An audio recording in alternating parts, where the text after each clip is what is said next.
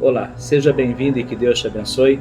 É uma alegria compartilhar a palavra contigo. Estamos crescendo na graça e no conhecimento e hoje estamos em Salmo de número 118. Abra a tua Bíblia, porque a minha já está aberta. Versículo 1 diz assim: Rendei graças ao Senhor porque Ele é bom, porque a sua misericórdia dura para sempre.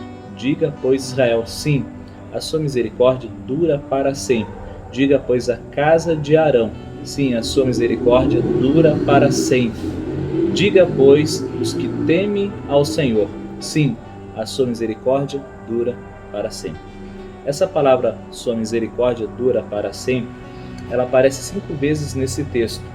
E esse texto ele foi escrito para um dia de festa, provavelmente para a festa dos tabernáculos, em torno de 420 anos antes de Cristo.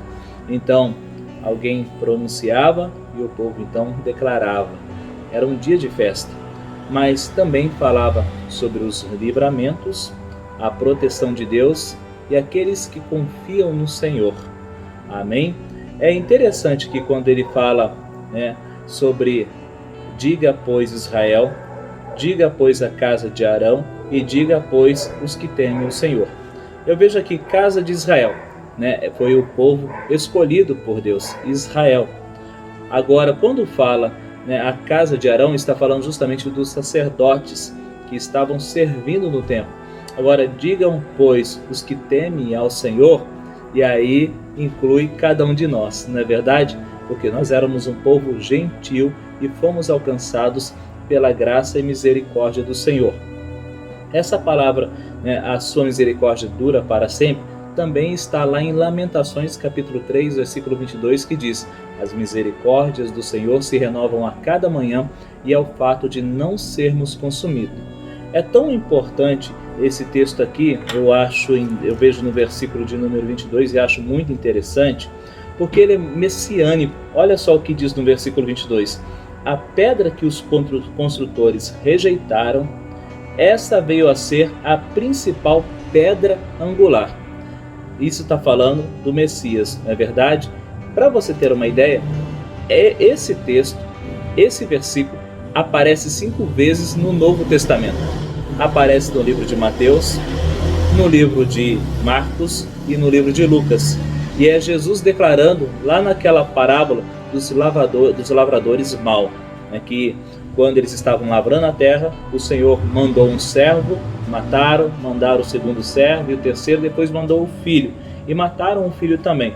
Então, assim como o filho foi rejeitado, assim também aquele povo estava rejeitando o Senhor Jesus.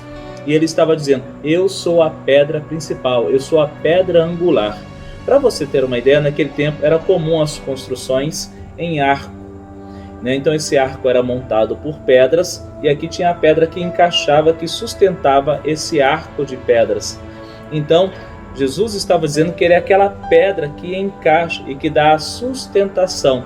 Então não adianta você olhar para baixo para encontrar Jesus. Sempre você tem que olhar para o alto, porque é lá que ele está, sustentando todas as coisas. Ele é a pedra angular, a principal.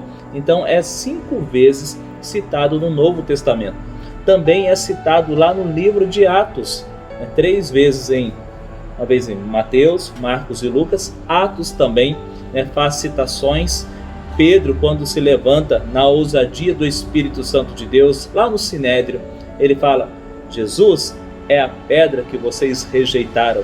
E 1 Pedro capítulo 2, versículo 7 também fará menção, que Jesus é a pedra que os construtores rejeitaram.